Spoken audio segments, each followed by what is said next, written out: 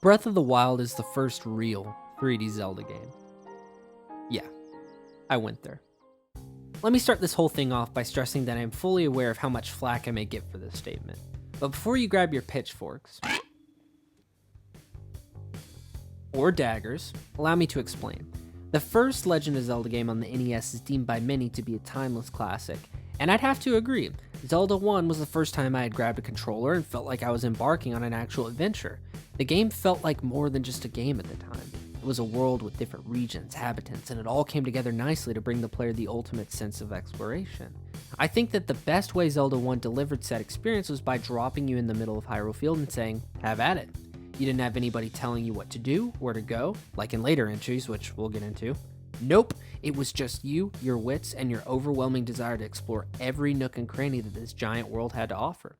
And it took Nintendo 31 years to rekindle this experience in a 3D Zelda, but by golly, they did it. They finally did it with Breath of the Wild.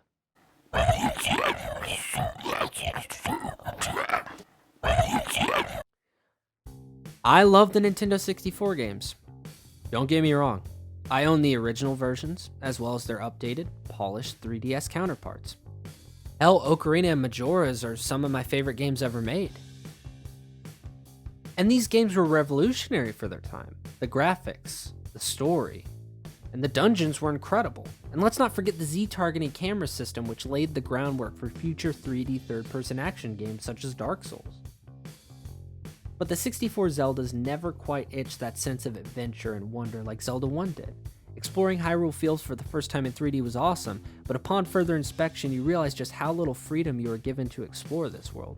Want to go here? You need a sword and shield first. Want to go here? You need to beat the first dungeon. And the game progresses like this all the way till the very end. And you know what? That's fine. As I said earlier, these games are still great and are some of my favorites, but they were far too linear to be real Zelda games. Look, games being linear is not an instant bad quality in my mind, but because Zelda 1 and Link to the Past gave you fairly free range to explore the world and figure things out for yourself, Ocarina and Majora's Mask felt like different games taking place in the Zelda universe. I love you too, Mr. Pot.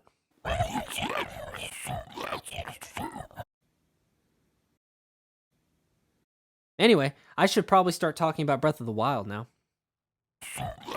Remember earlier how I said that Zelda 1 just drops you in and tells you to figure it out for yourself? Yeah, Breath of the Wild does that too, and I love it oh so much for that. Thanks to the game world's design, size, interactivity, and ambiguity, I find myself 100% captivated and compelled to find every treasure chest and climb any structure that I can. And that's the very beauty of the game. You are in total control. You play this game at your own pace. Go to any part of the world you want to go to without having anybody or fairy looking at you, Navi, chiming in every 2 minutes demanding you head to the next objective. Hell, you can go straight to the final boss after you leave the first area of the game, the Great Plateau.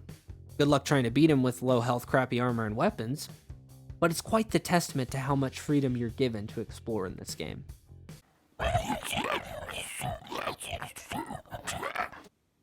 While Breath of the Wild isn't the hardest Zelda game in the series, looking at you, Zelda 2, but we'll save that for another day, it is the most challenging Zelda game that we've gotten in years. I died quite a few times early on into the game before I had found better weapons and increased my heart count.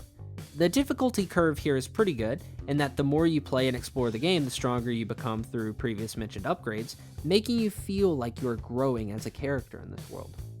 The enemies do become stronger as well, but after you've acquired a few more hearts and heavier hitting weapons, the enemies just aren't as threatening as they were in the first half of the game, which is a shame.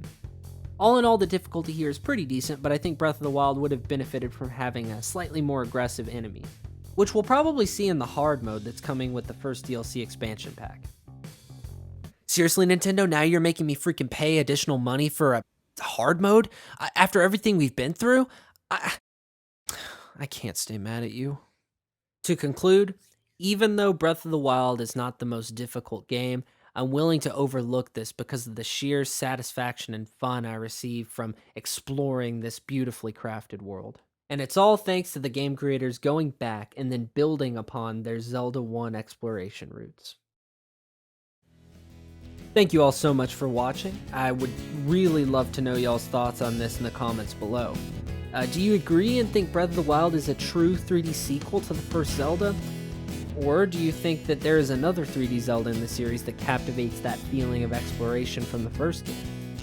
If you enjoyed this video, please consider subscribing, as I plan on doing more videos like this on other games in the future. But most importantly, go play some hard games.